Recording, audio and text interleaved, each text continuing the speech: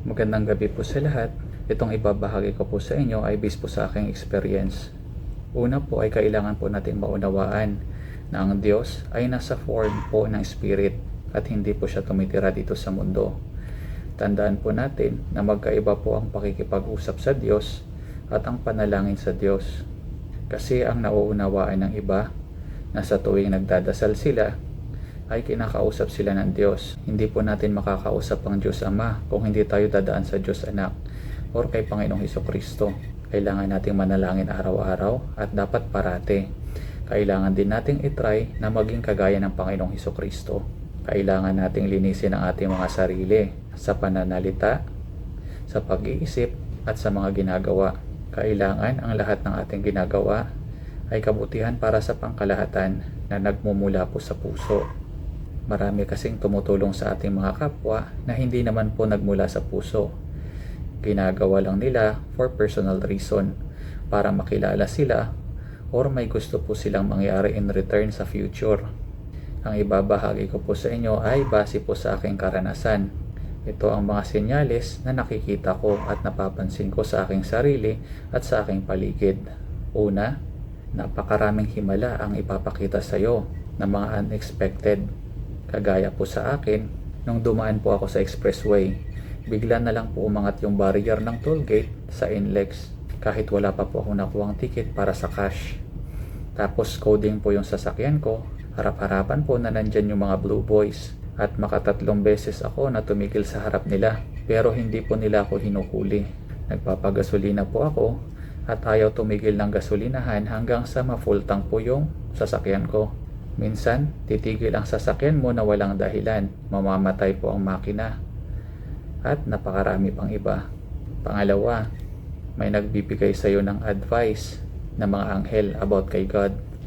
Minsan, information sa Kanya.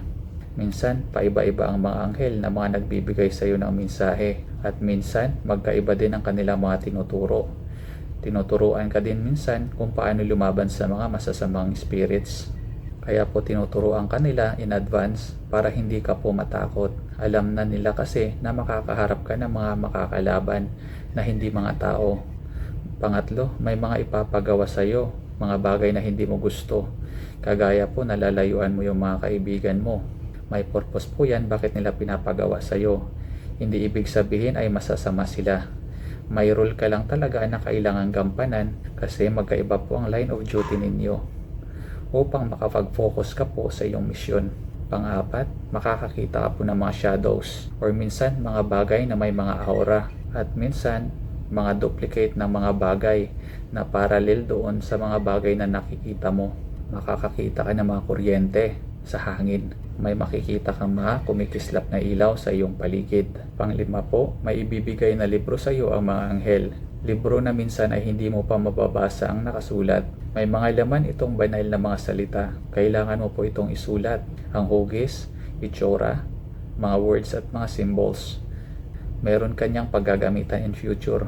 Pang-anim, makakakita ka ng mga vision sa tuwing nagdadasal ka. Lalong-lalo na po yung pintuan na kulay white or liwanag na hugis pintuan. Number 7, makakaramdam ka ng mga enerhiya. Mangingilabot ang iyong mga balahibo.